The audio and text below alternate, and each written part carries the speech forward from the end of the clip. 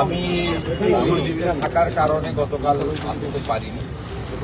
আমি গতকাল সোশ্যাল মিডিয়াতে আমার ওয়েলকাম করেছিলাম।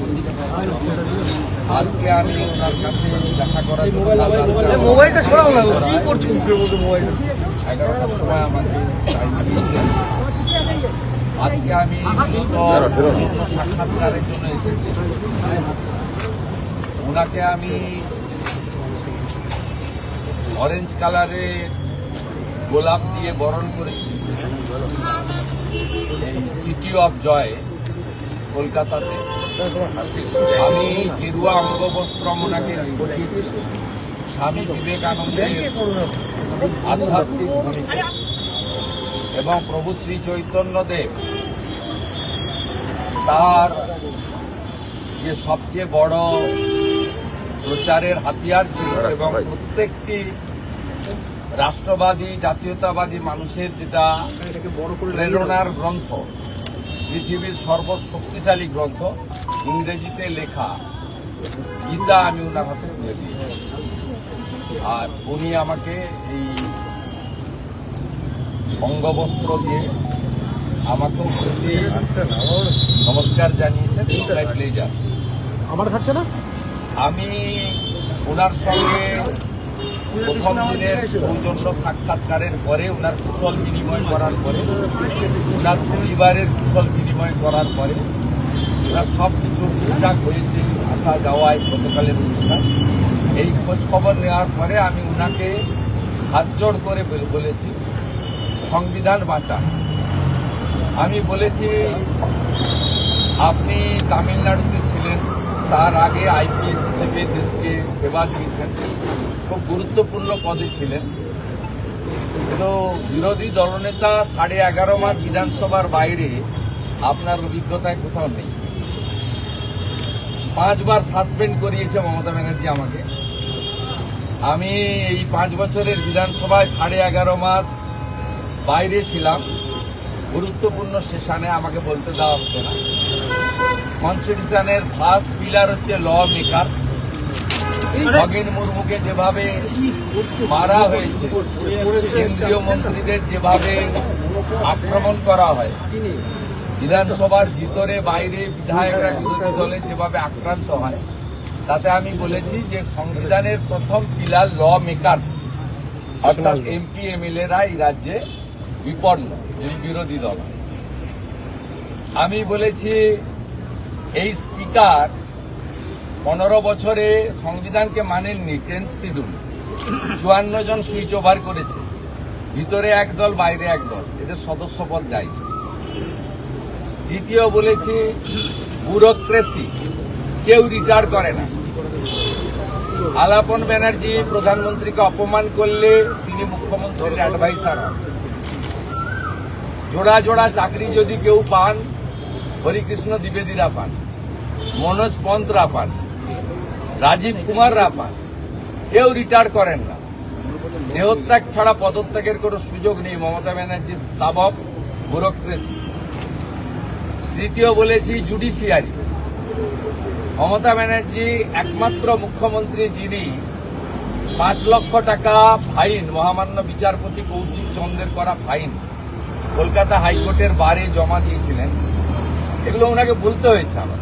আমি যেটুকু সুযোগ পেয়েছিলাম প্রাথমিকভাবে ওনাকে আমি বুঝিয়ে, উনি তো সংবিধানের প্রধান, তাকে বলেছি জুডিশিয়ারিতে কিভাবে মহামান্য বিচারপতি রিটায়ার্ড বিশ্বজিৎ বসু, মহামান্য বিচারপতি রিজাইন প্রাক্তন অভিজিৎ গাঙ্গুলির এজলাস, কিভাবে মহামান্য বিচারপতি অমৃতা সিনহাকে অ্যাটাক করা হয়েছে, কিভাবে কিছুদিন আগে আইপ্যাকের ঘটনা যাতে সিবিআইতে না যায়, ইডির রেড, মাননীয় বিচারপতি শুভ্রা ঘোষের এজলাস ভণ্ডুল করে দেওয়া হয়েছে ল কলেজের তৃণমূলপন্থী স্টুডেন্টদের নিয়ে গিয়ে।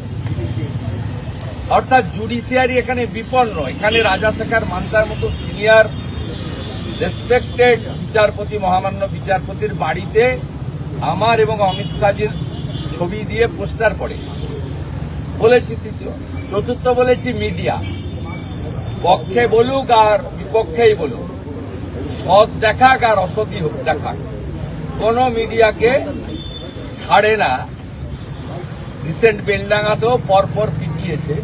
অর্থাৎ সংবিধানের চতুর্থ স্তম্ভ মিডিয়াও বিপন্ন, বিশেষ করে ইউটিউবার এবং সোশ্যাল মিডিয়ার লোকেদের তো জেলে পুরেছে। এমন কোন লোক বাকি নেই যারা সরকারের বিরুদ্ধে বলেছে তাকে জেলে পড়েনি। আমি এই 30 মিনিটের কথোপকথনে ওনাকে এগুলো বলেছি এবং বলেছি পশ্চিমবাংলায় মুখ্যমন্ত্রীর এজেন্ডা 1 হাই অ্যাপিজমেন্ট। তিনি এখন সারাদিন ভাত খেয়ে বিকেলবেলা হিজাব করে খাবার খেতে ব্যস্ত। প্রত্যেক দিন 550 কিলোমিটার বেড়া নেই, হু করে বাংলাদেশি মুসলমান ঢুকিয়ে জনবিন্যাস বদলে দিয়েছে। বাংলা বিপন্ন। আমি বলেছি বিজেপির লোকেদের মুখ্যমন্ত্রী, মন্ত্রী, উপমুখ্যমন্ত্রী, সরকারি ক্ষমতার দরকার নেই। ভারতবর্ষের সিকিউরিটির প্রশ্নে আপনি যাতে আমাদের সীমান্তের জমি দিয়ে ইমিডিয়েট সীমান্ত সুরক্ষিত হয়, জনবিন্যাস এবং অবৈধ অনুপ্রবেশকারী মুক্ত হয়, ভারতবর্ষের সুরক্ষার ক্ষেত্রে দয়া করে আপনি দেখুন। উনি শুনেছেন, উনার মুখের কোনো কথাই বলবো না, এটা আনএথিক্যাল কাজ। উনি যা বলেছেন আমি সব শুনেছি। প্রথম দিনে যেটুকু উনাকে ব্রিফ করে দেওয়া উচিত ছিল, as a responsible leader of opposition of the state, to save our constitution, to save our democracy, মুক্ত করো ভয়, ফিয়ার সাইকোসিস কাটানো বাংলা। বড় কথা হচ্ছে ভয়, সবার চোখে মুখে ভয়, কে দেখছে, কে দেখে নিচ্ছে, কে বলছে, সবার ভয়। এটুকু বলার আজকে বলেছি। আমি হোপফুল যে উনি ব্যবস্থা নেবেন।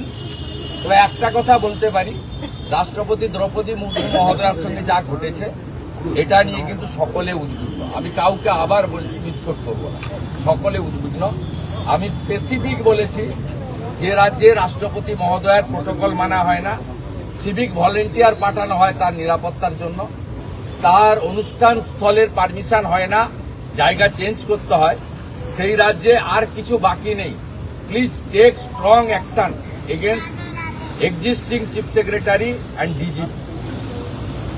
আমাদের মাননীয় রাষ্ট্রপতি মহোদয়া শুধু রাষ্ট্রপতি মহোদয়া নয়, একজন আদিবাসী মহিলা, সম্মানীয় মহিলা এবং একজন নারী শক্তি, তার সঙ্গে যে আচরণ করেছে, এর থেকে একই আচরণ করেছিল আলাপন বন্দ্যোপাধ্যায়। তিনি অবসরকালীন সুযোগ এখনো পাননি, কোর্টে মামলা চলছে। নন্দিনী চক্রবর্তী এবং পীযূষ পান্ডে, এই দুজনের এগেনস্টে ব্যবস্থা নেওয়া উচিত। এই বিষয়ে মাননীয় রাজ্যপালকে উইথ ফোল্ডেড হ্যান্ড বিনীতভাবে আমি বলেছি এবং আমি আশা করব রাষ্ট্রপতি মহোদয়ের সঙ্গে যা ঘটেছে এটা ক্লোজ চ্যাপ্টার হতে পারে না, ইটস এ ওপেন চ্যাপ্টার। এর বিরুদ্ধে ব্যবস্থা নিতে হবে এবং ব্যবস্থা নেওয়ার জন্য যা যা করণীয় আমরা সব জায়গায় বলছি, বলবো। ভবিষ্যতে প্রয়োজন হলে যেটা যেটা করা দরকার করতে হবে।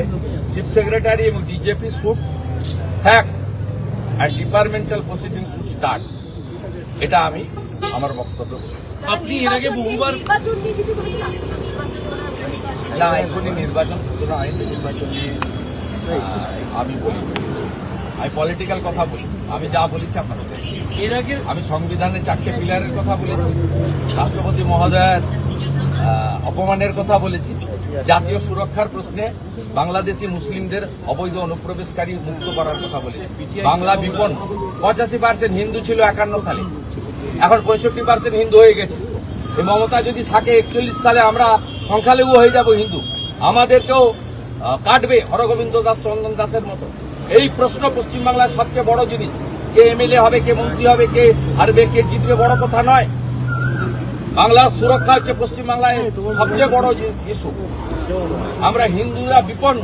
শ্রী চৈতন্য দেবের ভূমিতে, রামকৃষ্ণ দেবের ভূমিতে, স্বামী বিবেকানন্দের ভূমিতে, ইস্কন, ভারত সেবাশ্রম সংঘ, বেলুড় মঠ এবং আজকে এই জায়গায় দাঁড়িয়ে আমরা এই বিপন্নতা মেনে নিতে পারি না।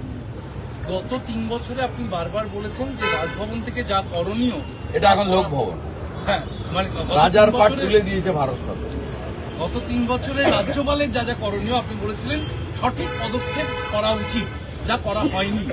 সেই জায়গায় কি মনে হচ্ছে ইটস এ এখন close chapter. Close chapter, first is past. DA আন্দোলনকারীরা ডিএ আন্দোলনকারী- ধর্মঘটে গেছেন ব্যাপক সাড়া, ব্যাপক সাড়া। বেতন কাটলে আর আজকে না আসার জন্য যদি কারোর উপরে কোনো জুলুম হয়, বিরোধী দলনেতা দল দেখবে না, কর্মচারী, শিক্ষকের, পুলিশ কর্মীর পাশে দাঁড়াবে।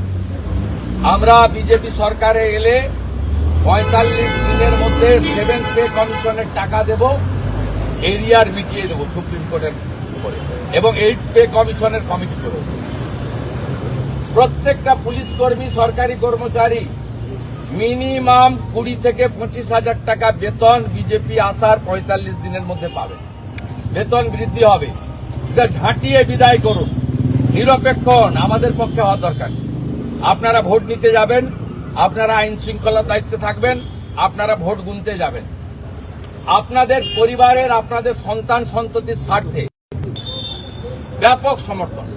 সমস্ত কর্মচারীদের, শিক্ষক, পুলিশ কর্মীদেরকে হ্যাটসঅ্যাপ জানাচ্ছি এবং তাদের এই লড়াই সফল হোক।